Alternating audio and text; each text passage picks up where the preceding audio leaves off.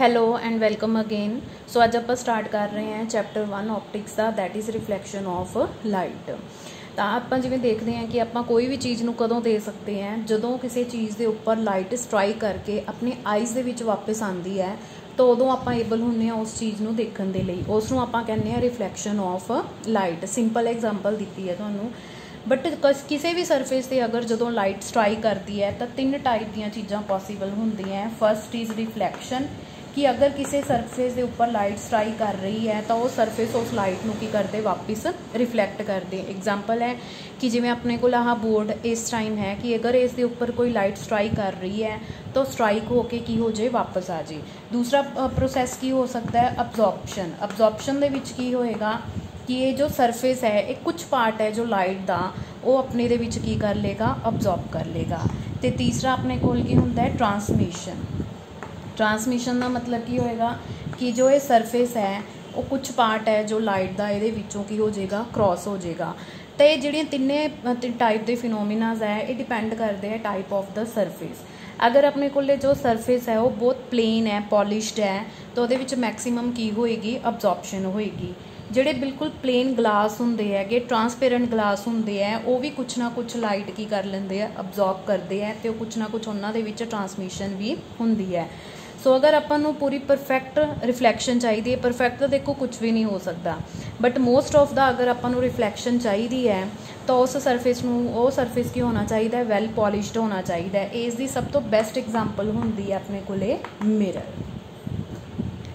ठीक है, सो हुण डेफिनेशन देख लो।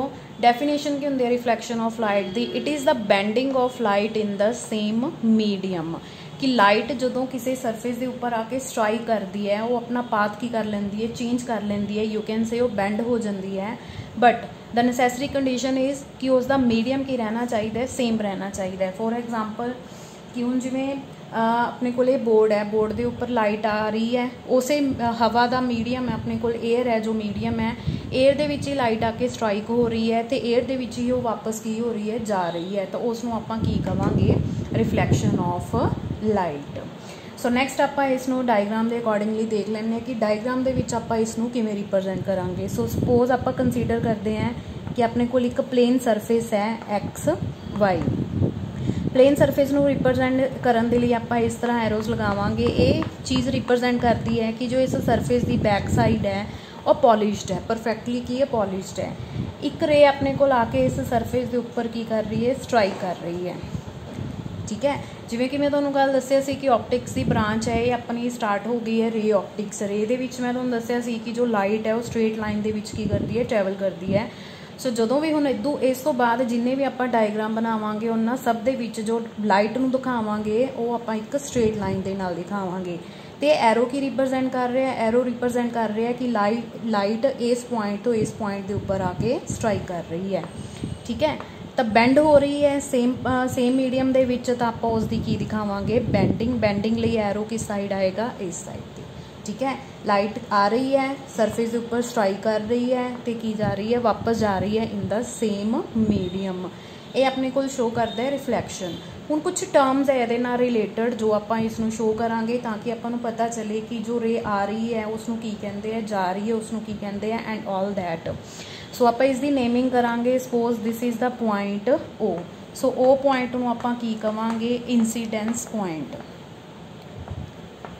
इंसीडेंस पॉइंट मतलब जिस पॉइंट ते आके वो सरफेस के उपर की कर रही है, स्ट्राइक कर रही है।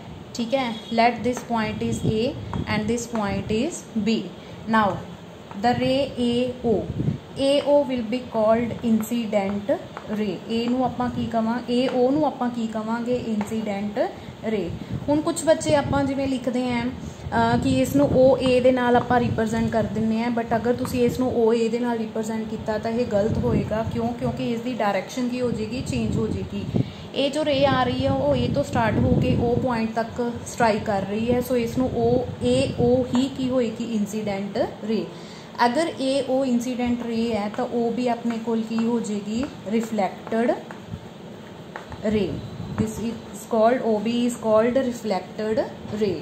उस तो बाद आपां टाइप्स दिखानी है। टाइप्स दिखाने के लिए आपां नूं एक चीज़ बहुत ज़्यादा जरूरी है जिसके लिए जिसनों आपां कहने हैं नॉर्मल।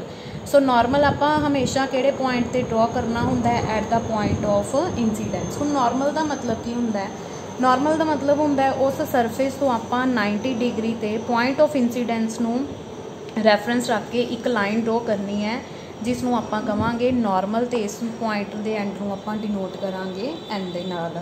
सो ओ एन तुहाडे कोल की हो जाएगा, नॉर्मल टू सरफेस।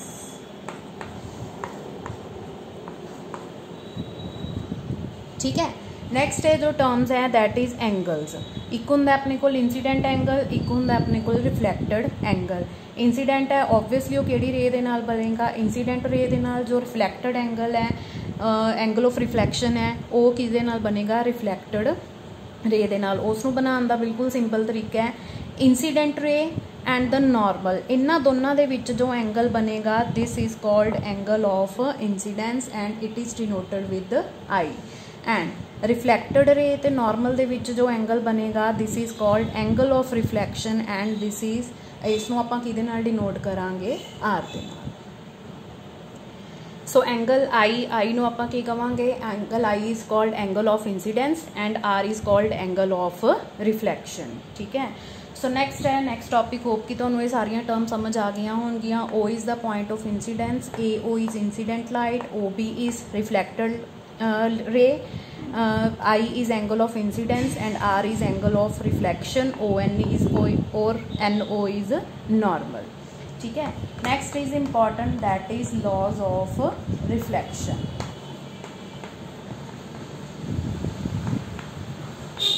ठीक है। केड़े केड़े लॉ है इस रिफ्लैक्शन के, दो लॉ है अपने कोले। The first law is, first one है जो अपने कोले that is the angle of incidence should be equal to the angle of reflection.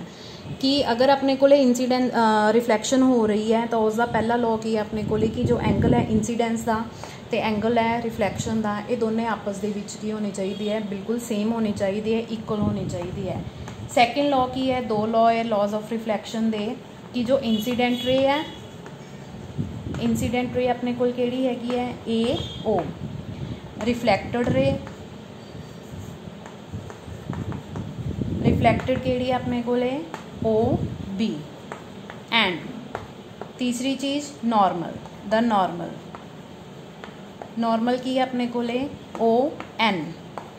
They lie in same plane. ये तिन्ने जो अपने कोल रेज है ये तिन्ने सेम प्लेन दे विच की करनगियां, लाई करनगियां, इन्हां दा प्लेन चेंज नहीं होना चाहिए। जिवें अगर आपां इंसीडेंट रिफ्लैक्शन की डेफिनेशन च किया हैगा कि जो मीडियम है उसका की रहना चाहिए, सेम रहना चाहिए। सेम इंसीडेंट रे, नॉर्मल ते रिफ्लैक्टेड रे है, ये तिन्ने सेम प्लेन दे विच लाई करनगियां। So these are the two laws of reflection. Next is types of reflection की रिफ्लैक्शन दियाँ किन्ने टाइप्स होंदी है। रिफ्लैक्शन दो टाइप की होंदी है, regular reflection and irregular reflection. Irregular is also called diffused, diffused reflection. ठीक है। सो अगर आप डायग्राम के नाल एक्सप्लेन करिए तो किस तरह एक्सप्लेन करांगे।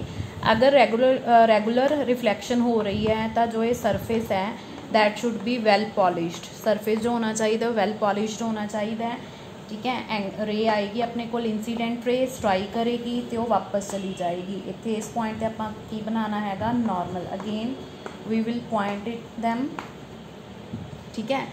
सो अगर जो रिफ्लैक्शन है that is according to laws of reflection, जो आप हमने दो लॉज पीछे पढ़ के हटे हैं कि angle of incidence should B angle of reflection.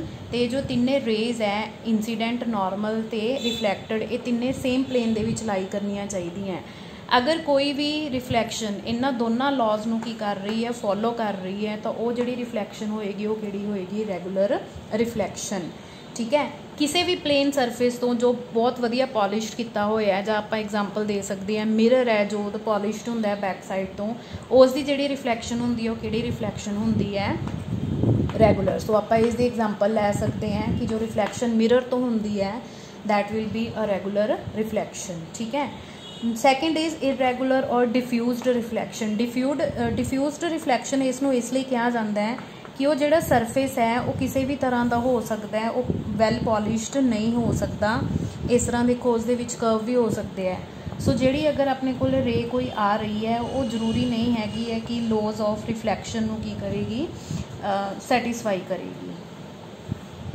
देखो अगर आप ये वाली रे कंसीडर करिए तो इस रे का अगर आप नॉर्मल बनाइए, इस दे विच तां कुछ हद तक आई ते आर आपस च की लग रहे हैं, आपां सेम लग रहे हैं, ठीक है। बट अगर आप इस की गल करिए, इस दे विच अगर आप नॉर्मल बनाइए, so this will be the angle of incidence and this will be the angle of reflection. Clearly I ते आर आपां नूं इस दे विच सेम नहीं नज़र आ रहे। So this type of reflection is called diffused और इररेगुलर रिफ्लैक्शन, या तुसीं कह सकते हो कि जिहड़ी लॉज के अकॉर्डिंगली, लॉज ऑफ रिफ्लैक्शन के अकॉर्डिंगली नहीं हो रही, ठीक है। चाहे एक लॉ भी वो फॉलो नहीं कर रही, फिर भी उसनूं आपां किहड़ी रिफ्लैक्शन मन्नांगे, इररेगुलर रिफ्लैक्शन। इस एग्जाम्पल्स की हो जाएगियाँ कि किसी दीवार तो कोई रिफ्लैक्शन हो रही है, किसी फ्लोर तो कोई रिफ्लैक्शन हो रही है, कोई सरफेस है, किसी भी तरह का कोई भी सरफेस है उस तो जो भी रिफ्लैक्शन हो रही है, ठीक है, that is called diffused reflection. So अज आप क्या किया रिफ्लैक्शन की अपने को डेफिनेशन की है, laws of reflection and types of reflection. Next video के आप स्टार्ट करांगे image formation by mirrors, plane mirrors आ जाएंगे जिहदे विच ते स्फेरिकल मिरर्स आ जाएंगे, ठीक है। Till then stay safe, stay home, bye bye.